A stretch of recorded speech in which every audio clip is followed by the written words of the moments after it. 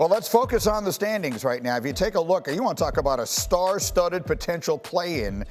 Look at the teams that are hovering around that area. Warriors and Lakers both currently in that range and both likely to stay in that range. And so I want to bring Windy in here, though, because for folks who haven't been paying close attention right before the All-Star break or thereabouts, Windy, when do you feel like things started taking a turn for these Warriors? Yeah, the last time these two teams played was on January 27th. It was a double overtime game. Came down to the last seconds. LeBron won it with a free throw. Steph Curry scored 46 points, but was so frustrated with the state of the Warriors, he ripped his jersey as he was walking off of the court. After that game, Steve Kerr, the future Hall of Fame coach, said, "Don't worry about it. I know we're way under 500. We're going to figure it out. We've got this going." I don't know if I believed him, but the Warriors did. They are 9-2 since. The number 2 offensive team in that run, the number 7 defensive team. The big change, Klay Thompson to the bench, Brandon Pajemski into the starting lineup. He moves the ball. The team moves the ball. Jonathan Kuminga in this 2 timeline starting lineup, 2 young guys, 3 legacy players. Kuminga scores in the paint. Greeny, the Warriors have just had their 4 most prolific offensive scoring games since 1989, even more than any time in this last decade. They are flying, and amongst all those teams that you just showed in those standings, they've got the easiest schedule the rest of the way.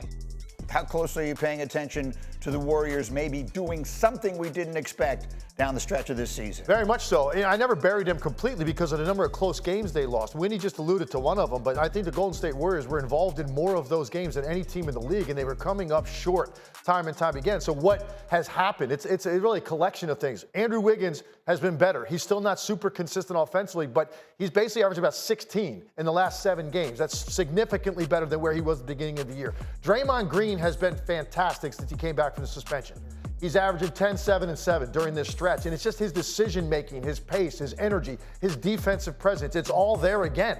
Like Draymond at his peak when they were winning championships. That's what he looks like right now. Pajemski has been a critical part of this. He is a winner. He's a ball mover. He's a great decision maker. He runs down every single long rebound. He comes up with those winning type plays for you that promotes just energy in your team. So there's a number of things across the board that are trending up. And now the Warriors are starting to win these games that they were losing earlier in the year. So no doubt, pay attention. They're interesting. As long as Steph Curry plays, they're always interesting. But now they're actually relevant right now. That's what's different. And no LeBron last night. Very quickly, Wendy, should we be concerned about LeBron and his ankle? I am told no, this is just a maintenance situation. This is the 4th time he sat out part of a back-to-back dealing with this ankle tendinopathy. He is hoping to play tonight at home against the Spurs. Okay, so then putting that in context, assuming that he's healthy, and obviously that's the overwhelming assumption, I'm telling you right now ahead of time, Brian Windhorst, one of the 2 teams we saw last night featuring the 2 legendary players of their era, LeBron and Steph, one of those 2 teams is going to wind up in the Western Conference Finals this year. Which one are you going to tell me it's going to be? So I'm split on this. I think the Warriors have the bigger, way to grow because this first half of the season, they were so much affected by the suspensions of Draymond Green and other issues with the team that I think they're, really maybe not as bad as their record shows, whereas the Lakers have been mostly healthy with their star players. But the thing about it is, Greeny, I'm probably going to lean to the Lakers because of LeBron's history of leading teams to runs in the playoffs without home court advantage. That is not something that the Warriors have been able to do much over this last decade of dominance. LeBron has won series without home court advantage like double-digit times in his career, and that's what you're talking about coming out of the play, and they just did it last year. So I feel like the Warriors have the better growth, but I feel like I would bet on, the Lakers in this question. What do you think, Legs? Yeah, I'd probably lean Lakers. I agree with Winnie. It's almost a coin toss, the answer to it. I'd lean Lakers because of LeBron James' ability to control a series, because he can control pace. Like physically, he can get where he needs to on the court and then beat you as a scorer or passer. Anthony Davis will, because of his size and presence, will win that matchup that's in front of him. So those 2 players are just their physical presence. I worry about Golden State's size still. I worry about them getting a key defensive rebound at the end of a game if they have to. Defensively, there's still like some question marks about them. The Lakers, because of LeBron's ability to put the ball in his hands and dictate everything on the court, and dictate pace, and dictate how you have to play defensively and reacting to him, I would lean Lakers because of his history. We could be living in a world where LeBron James, Steph Curry, and Kevin Durant are all in the play-in. Imagine the little weekend that we would put together if we had that. The Celtics have extended their lead in the Eastern Conference to 7 games with their win last night, so they're just running away and hiding. So let's just call this the Celtics Invitational as we look ahead to what the Eastern Conference playoffs project to be. If indeed they are that windy, who gives them the toughest run for their money? Who is the biggest threat to Boston as we go down the stretch?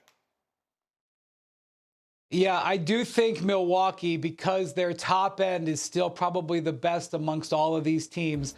I know that it's very easy to sort of give up on the Bucks at this point. Just 3-7 their last 10. Their offense is cratered since Doc Rivers took over. But their defense has shown signs of improvement. And look, Dame Lillard has been in a terrible slump for 2 months now. I'm just betting that he gets out of it. And when you look at their core players, their 3-man lineup of Dame Lillard, Giannis Antetokounmpo, Brook Lopez, those guys still are very productive when they're out there together. Chris Middleton, you hope, gets healthy. I'm not feeling great about the Bucks, but when you look at those other teams and their flaws, you feel like Milwaukee would have the best chance in a 7-game series against the Celtics. Legs. Will you allow me a massive caveat? Yes. Julius Randle. If Julius Randle comes back and he makes it back and he looks like Julius Randle the way he's played this year, I'm going with the Knicks. The depth that they have, how hard they compete, they wear you out because they are just not going to give you space. You're going to have to kill them to put them away. And now they've got enough supplemental offense around Jalen Brunson. If they didn't make that trade and it was really just Brunson and Randle, I wouldn't feel this way because of the inconsistency of Julius Randle in the playoffs previously. But when you go out and you add firepower, you add a Birch, you add a Bogdanovich, and these guys have playoff experience collectively, they can make shots. They can give you a 15 to 20-point game in a playoff game in a big spot. They've added 2 of those guys. I love the depth now around their top players. If Randle makes it back, I'm going to say the Knicks. Quickly on Randle, I mean, he was resting the shoulder, and then like weeks go by, and then I hear the word surgery. What do we know, Wendy?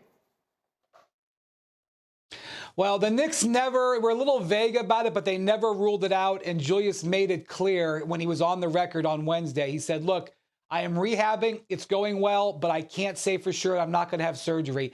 I think this is going to be one of those things, Greeny, where he does come back, tries to play, and sees how that shoulder holds up. If you have followed basketball for any length of time, you have seen players who have tried to fight through shoulder injuries.